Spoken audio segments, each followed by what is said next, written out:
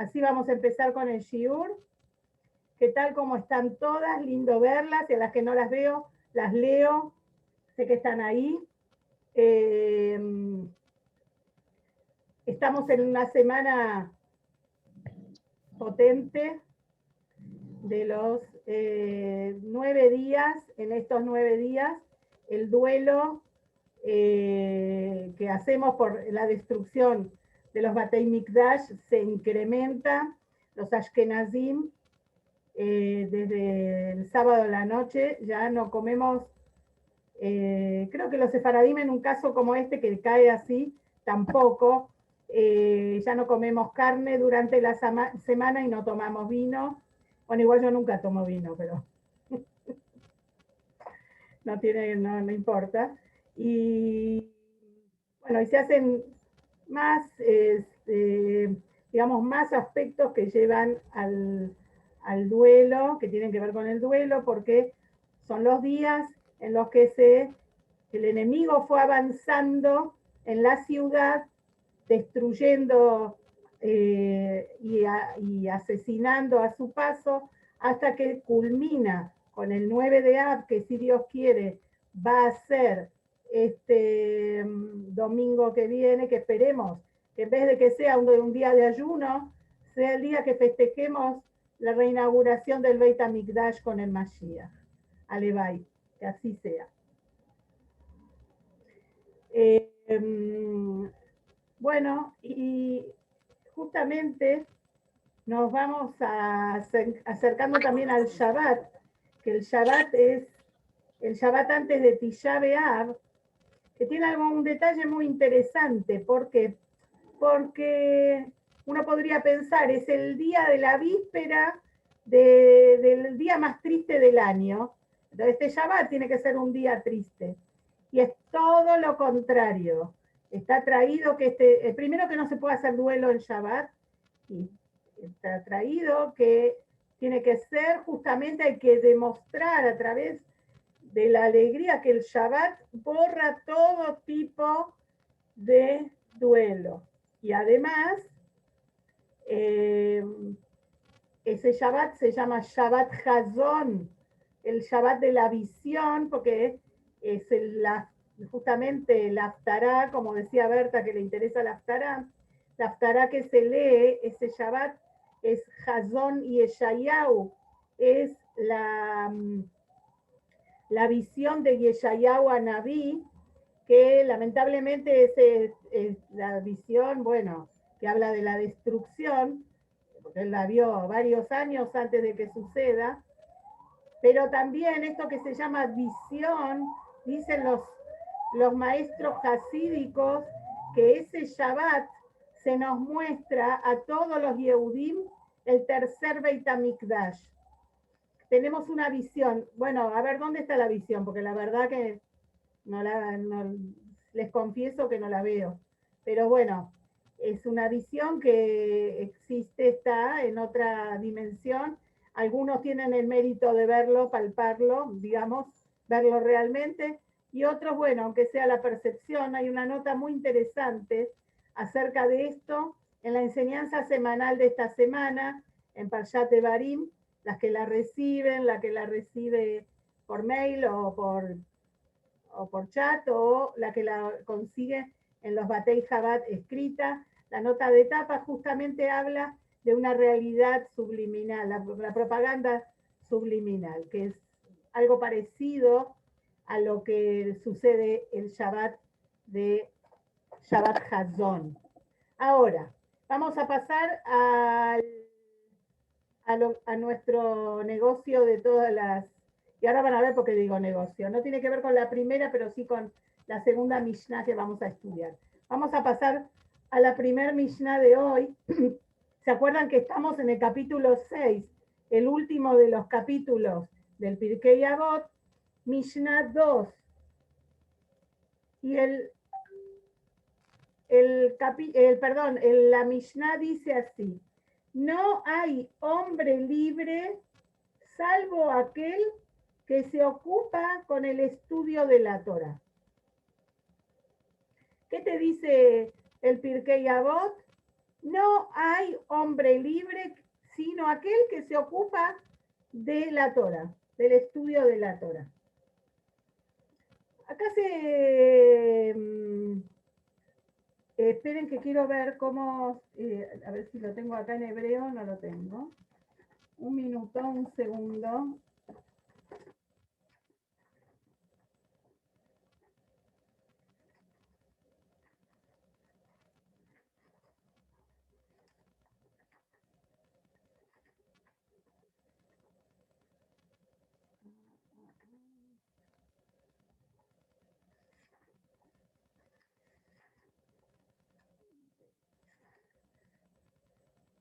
Amar yo.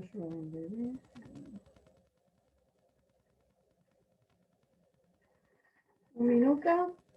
No, Shenemar.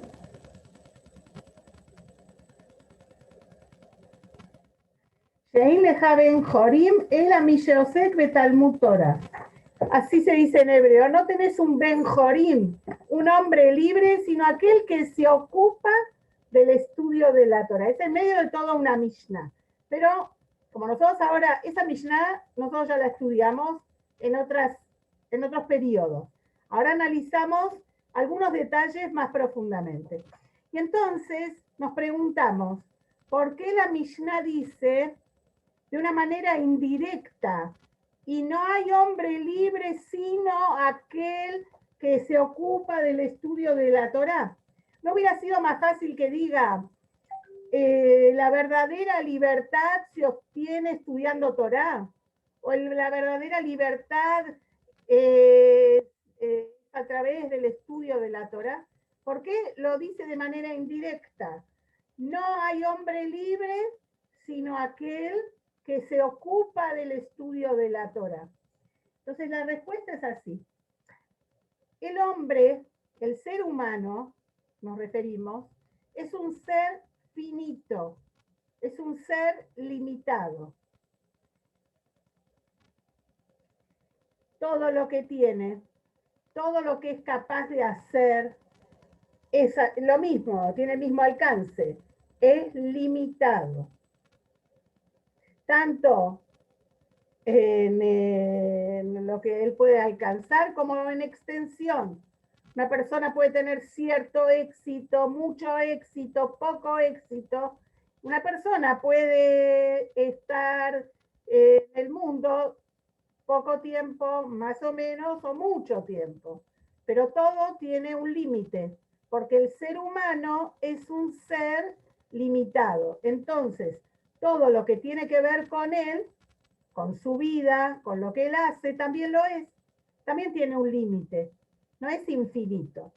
Entonces, podemos decir que es difícil encontrar un ser humano libre.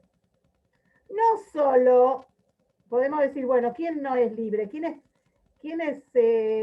está, digamos, cautivo? Bueno, una persona que es envidiosa, una persona que es orgullosa, una persona que es egoísta. Esas personas ya viven en un cautiverio, no son libres, porque están dentro de la prisión que les producen digamos, características que poseen. Ya no son libres, porque el orgullo no les permite sentirse libres, porque la envidia no les permite, porque la codicia no les permite, todas esas cosas, ¿no? Pero podemos tomar a un individuo que es bastante estable emocionalmente, que tiene amplitud de mente y además tiene muchas posibilidades, tiene además amplitud, digamos, económica, puede hacer, digamos, lo que le gusta, pero igual no es libre. ¿Qué quiere decir no es libre? No es ilimitado, puede hacer todo lo que le gusta, pero siempre va a haber algo que no va a poder hacer. O puede tener todo lo que quiera, pero siempre va a haber algo que no va a tener. O puede hacer, pero bueno, va a llegar un momento que o el cuerpo lo va a limitar por la edad, por las características, o porque la vida lo va a limitar, porque no siempre va a poder hacer lo que él quiera. Entonces, en realidad lo que la Mishnah nos quiere decir, ¿por qué dice de manera indirecta, dice así, no hay hombre libre? ¿Saben por qué? Porque en realidad lo que quiere decir exactamente es que no hay hombre libre. Nadie puede decir que es totalmente libre. ¿Por qué? Porque justamente al ser un ser limitado, entonces no es libre.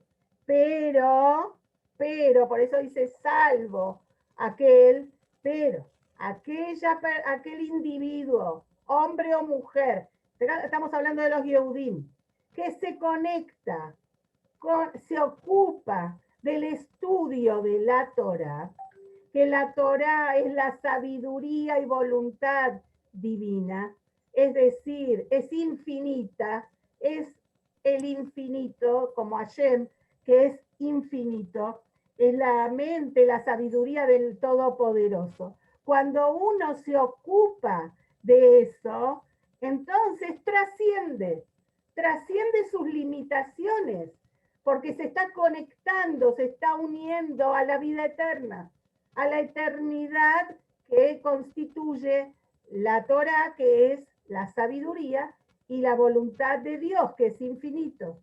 Entonces, por eso dice, no hay hombre libre, salvo aquel que se ocupa de la Torah, del estudio de la Torah. ¿Por qué?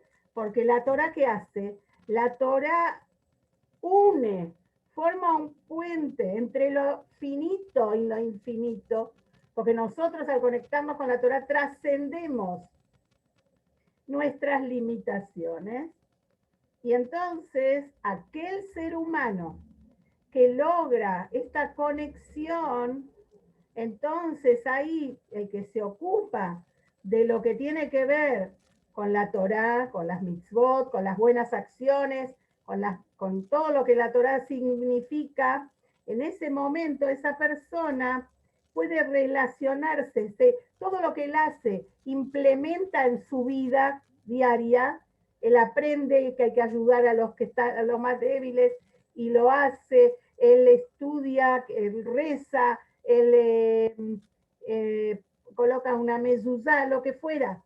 Entonces, el que se somete al servicio divino, lo que está haciendo es unirse a él, y entonces trasciende todas las limitaciones. Y quizás esto también es la explicación, que no tiene mucha explicación y que muchos se preguntan, ¿cómo puede ser que el pueblo judío permanezca a través de las épocas? ¿Cómo es posible?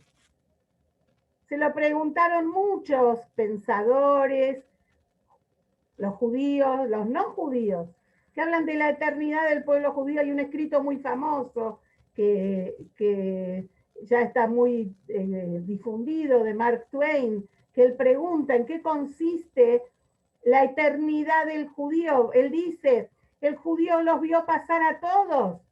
¿A quién no vio pasar el judío? A los egipcios, a los griegos, a los romanos, a los que quieran, a todos los babilonios.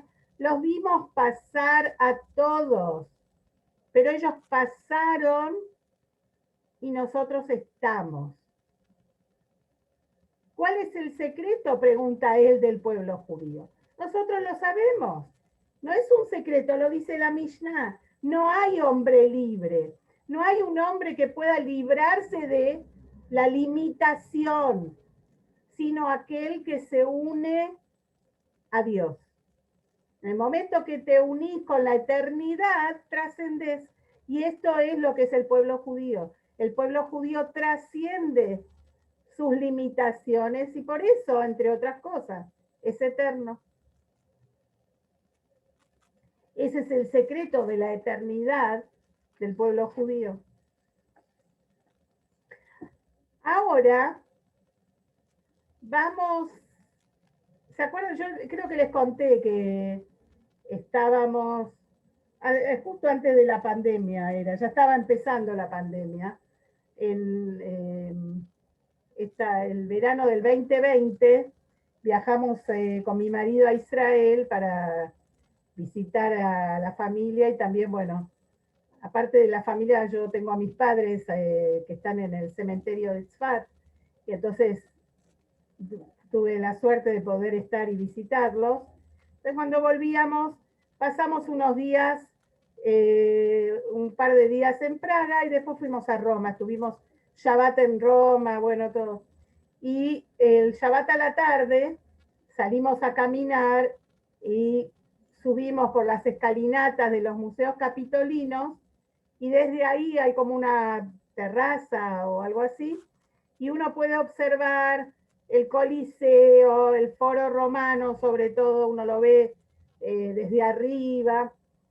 Y bueno, estábamos mirando, ya habíamos estado en otras ocasiones ahí, pero lo mirábamos desde arriba y decíamos, mirá cómo está, que es algo que no lo inventamos nosotros ni lo descubrimos nosotros, pero esa visión, nosotros estábamos haciendo nuestro Shabbat, no estábamos haciendo otra cosa porque era el día de Shabbat, salimos a caminar como corresponde en un Shabbat, sin transportar, sin llevar nada que sea incorrecto en Shabbat, de ahí nos fuimos a la sinagoga para Minjá, pero estábamos haciendo un paseo sabático, shabático, mirando, o sea, la tradición desde la época de Moshe Rabbeinu, de antes, y estábamos desde ahí mirando el esplendor.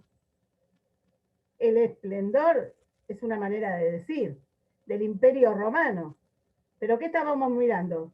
Un montón de piedras tiradas, de columnas rotas, de un edificio que está por la mitad y que lo único que hacen es mostrar lo que fue su gloria, si se puede llamar así, al Coliseo. Y nosotros orgullosos y Yehudim, haciendo lo que venían haciendo todos nuestros antepasados desde hace miles de años, el Shabbat. Y ellos ya no están. No solo que no están, no quedaron más que piedras. Y si no se hubieran ocupado de rescatarlas, ni piedras hubieran quedado. Esa es la trascendencia del pueblo judío, la eternidad del pueblo judío. Cuando estamos conectados con la raíz, la esencia, que la esencia es infinita porque la esencia es Hashem, trascendes. Y ahora vamos a pasar a la Mishnah del mismo capítulo, es la misma Mishnah, capítulo 6, Mishnah 2, como les dije, es más extensa la Mishnah. Estamos analizando algunos pasajes. Entonces dice, ¿cómo dice la Mishnah? Quien quiera se ocupe de la Torah. Ocupe. Y habla del estudio de la Torah. Quien se ocupa del estudio de la Torah. Entonces, normalmente uno dice, ¿cuál es el verbo más aplicable cuando uno habla del estudio de la Torah? Sería estudiar, aprender, ¿no? Practicar, observar, algo que tenga que ver con el estudio de la Torah. Sin embargo, la Mishnah utiliza el término osek en hebreo. En hebreo osek, que es Ain, Vav, Samach, Kuf. Osek, que significa ocuparse.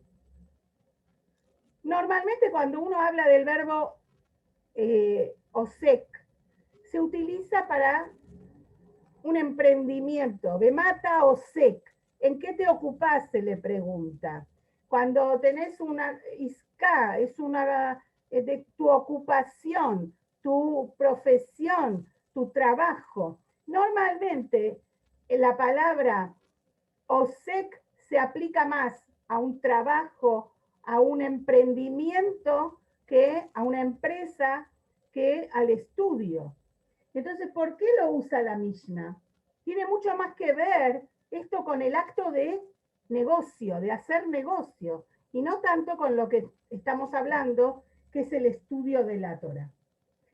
Pero si analizamos más profundamente, vamos a ver que el estudio de la Torá se parece mucho, tiene muchas cosas en común con la dedicación de la persona a los negocios, a la empresa, cuando uno tiene una empresa, un emprendimiento. Entonces, imagínense lo siguiente.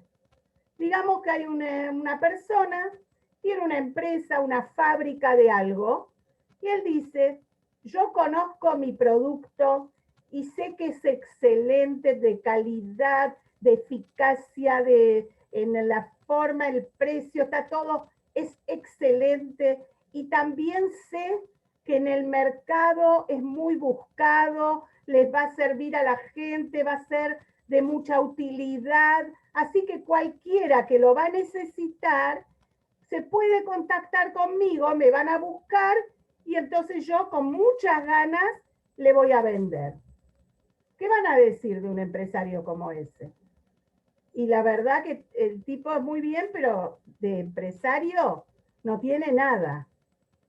De hombre de negocios no tiene nada, porque no es esa la manera en que uno asume un negocio, una empresa.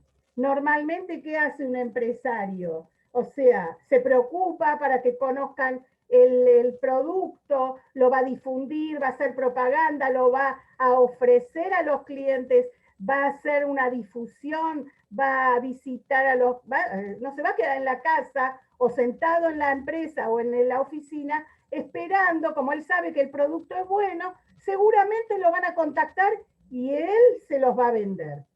No es muy normal. O sea, no creemos que va a tener mucho éxito, ¿no?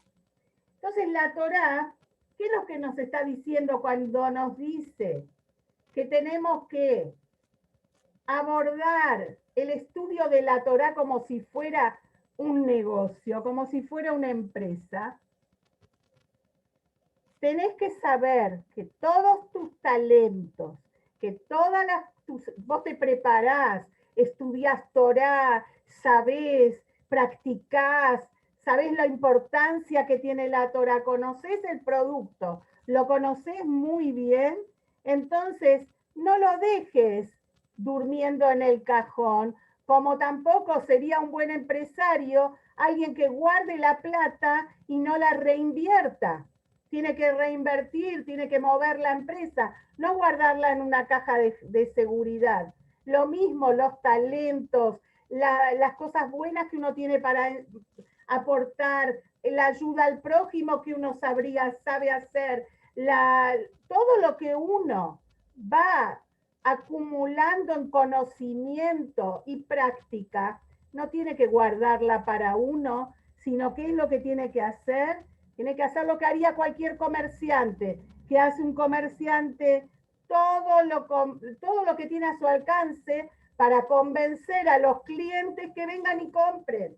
Vengan, lleven lo que tengo. Si yo tengo conocimientos y puedo compartirlo con los demás, no me voy a quedar en casa. Bueno, el que necesite una pregunta de Torá me va a llamar. No, no funciona así. Hay que salir a buscar a los clientes como hace el comerciante, buscar a quienes se pueden beneficiar de nuestros talentos. Si yo soy una persona que tengo conexiones y soy buena para la ayuda social, no me tengo que quedar, bueno, el día que me necesiten me van a llamar.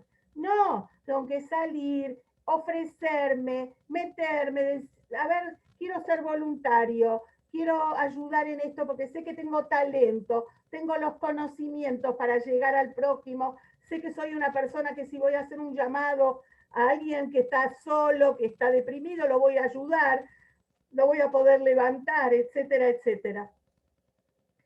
Hay otra cosa más que es muy importante en el comercio y que también tiene que ver con esto. Por eso la Torá dice osek.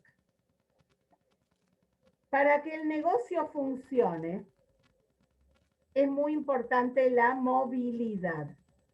No quedarte quieto. Nosotros ya lo vemos que para tener éxito, el comerciante tiene que salir a buscar a los clientes, a abrir nuevos mercados. Ya lo vemos en la Torá, miren, en la época de Moshe Rabbeinu. Cuando Moshe Rabbeinu, en esta época que estamos transitando ahora, en las Parishiot que estamos estudiando, que son los últimos días de la vida de Moshe Rabbeinu, que él va diciendo todo lo que pasó y bendice finalmente a todas las tribus de Israel. Hay una tribu, que es la tribu de Zebulún, y que ellos eran comerciantes natos. Seguramente todos los buenos comerciantes judíos deben tener una chispa de Zebulún. Eran buenísimos para el comercio. A ellos les tocó la parte de Israel en donde está el puerto. ¿Por qué? Porque hay que moverse, había que salir. Ellos eran grandes navegantes, los de la tribu de Zebulún, que entre paréntesis, ellos hicieron un trato con la tribu de Isahar, que eran vecinos, digamos. Como ellos se dedicaban tanto al comercio, no podían estudiar Torá todo el día. Entonces hicieron un arreglo con sus vecinos, hermanos, la tribu de Isahar, y entonces ellos repartían la mitad de la ganancia con ellos, con los de Isahar, de todo el comercio que hacían y que eran exitosísimos, y los de Isahar estudiaban Torah todo el día. Entonces era como que se les consideraba que ellos, como ellos los mantenían, el estudio de Torah también se partía por la mitad. La mitad era de Zebulún y la mitad era de Isahar. El dinero era igual. Las ganancias eran la mitad de Isahar, que se dedicaba al estudio de la Torah por los dos, eran socios en eso. Pero vemos que Moshe Rabbeinu, cuando bendice a la tribu de Zebulún, ¿qué le dice? Les dice que tengan mucho éxito cuando salgan a los mares, que tengan bendición en su salida. Entonces ya vemos, hace 3000 años, un comerciante para ser exitoso tenía que salir de sus límites, buscar nuevos horizontes. Y hoy en día, en el siglo XXI, sabemos que es así. El que se queda quieto, el que no se actualiza, el que no busca nuevas estrategias y no trata de mejorar su calidad, el que va a seguir fabricando de la misma manera un tornillo ahora, igual que hace 80 años, no sirve eso. Hay que moverse, hay que actualizarse, hay que refrescarse, hay que volver a estudiar, hay que volver a innovar, hay que hacer todo esto. Esta misma filosofía, este mismo empuje, esta misma fuerza que pone el ser humano en su empresa, en su negocio, en su comercio, que dice, no, ¿cómo me voy a quedar quieto? Tengo que salir adelante, tengo que buscar nuevas maneras de llegar al público. Es tan importante eso. Lo mismo aplica para nuestros talentos, para nuestras posibilidades, para nuestras capacidades.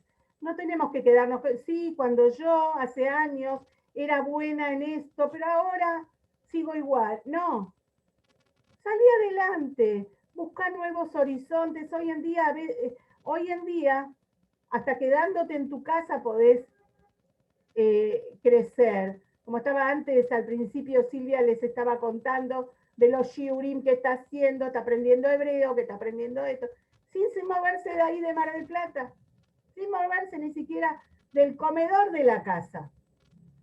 Hoy en día tenemos esa posibilidad, entonces hay que aprovecharla, hay que renovar, hay que activar, hay que movilizarse, no quedarnos quietos, nos va a hacer bien física y espiritualmente. Entonces, así como en el comercio, ¿sí? Si nos ponemos a pensar, el comercio es una actividad exclusivamente de los seres humanos. Nunca vimos que un perro tenga un negocio, o un gato tenga una empresa, o una jirafa, una fábrica, no. La actividad comercial es exclusiva del ser humano. ¿Por qué? Porque el ser humano es el que fue bendecido con la capacidad de progresar.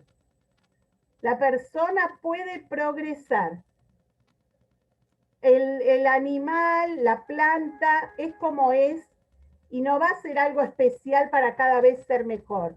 No vamos a encontrar un elefante que va a decir, ahora quiero ser el mejor elefante que pueda ser. O un árbol que diga, voy a ser la mejor higuera que pueda ser.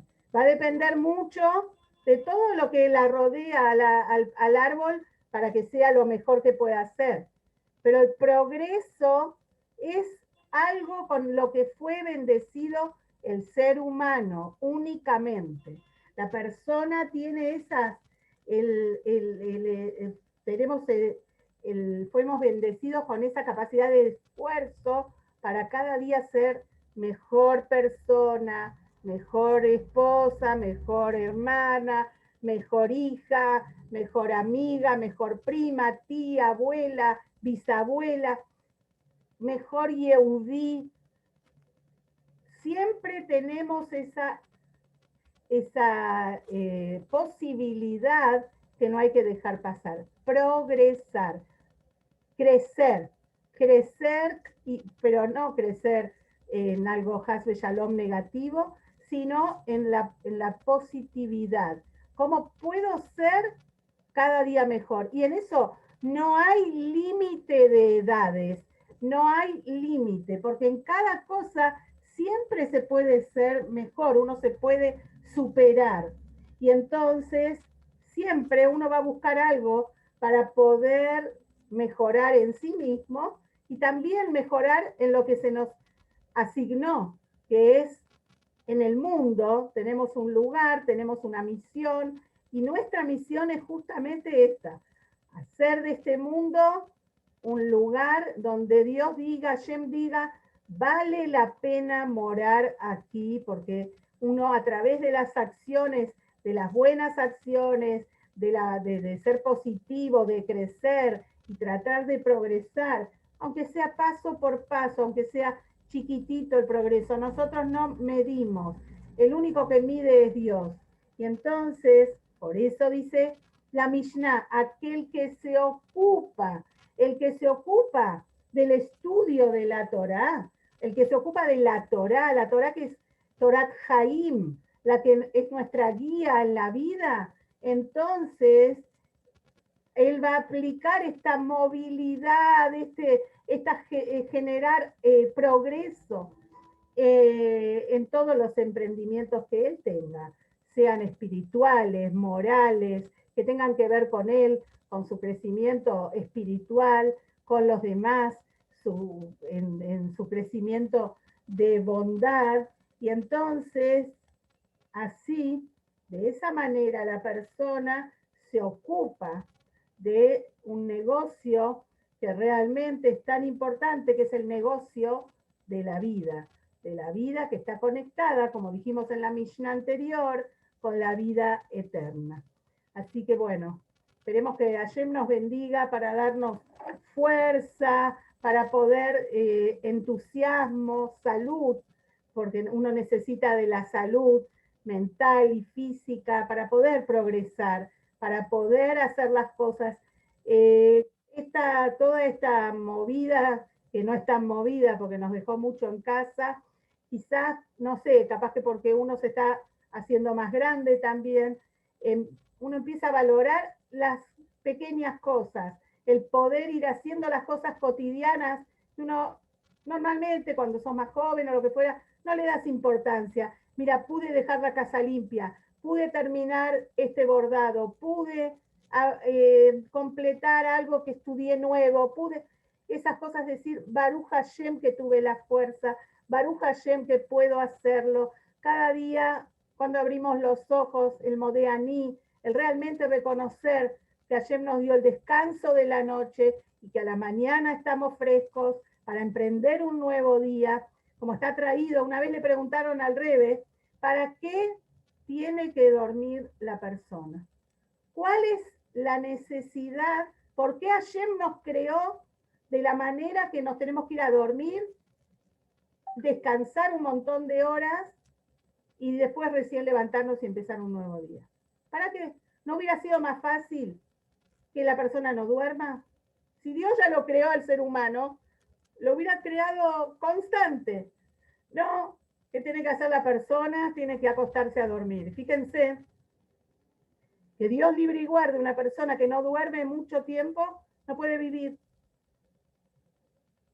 Entonces, ¿qué es tan importante el dormir? Aparentemente el dormir es una pérdida de tiempo. 6, 7, 8 horas, ya que hablaban del Maimónides, el Maimónides recomienda que hay que dormir entre 7 y 8 horas cada noche.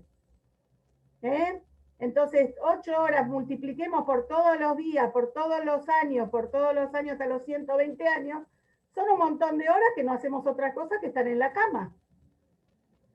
Pero la realidad, dice el Rebbe, la importancia de esto es que si la persona no tendría ese descanso y todo sería un continuado, sería muy difícil empezar de nuevo. Porque todo es un continuado. Así la persona se acuesta a dormir, entrega su alma a Dios para que la refresque y se la dé de vuelta nueva, después de que pasa la tintorería del cielo, en donde le hacen todo el lavado, planchado, le ponen crema de enjuague, le ponen todo, todo para que esté bárbara. Y la persona al otro día se levanta con fuerzas y entiende que hoy puede empezar de vuelta. Capaz que ayer no hice lo que tenía que hacer, capaz que ayer me equivoqué, hice lo que no tenía que hacer, pero hoy es una nueva oportunidad. Puedo corregir, puedo enmendar o puedo comenzar lo que hasta ahora no hice. Todos los días es una nueva oportunidad. Y eso es lo que decimos cuando decimos el Modeani. ¿Qué le decimos? Rabá emunateja. Grande es tu fe. Es decir, Dios tiene fe en nosotros de que ese día lo vamos a aprovechar como corresponde. Como diciendo, ¿se acuerdan la propaganda de Coca-Cola? Seguí participando. Entonces, seguimos Baruch Hashem hasta los 120 años, que Hashem nos dé la fuerza, la salud, el bienestar, solamente buenas noticias de la familia, de los amigos, de todo Am Israel.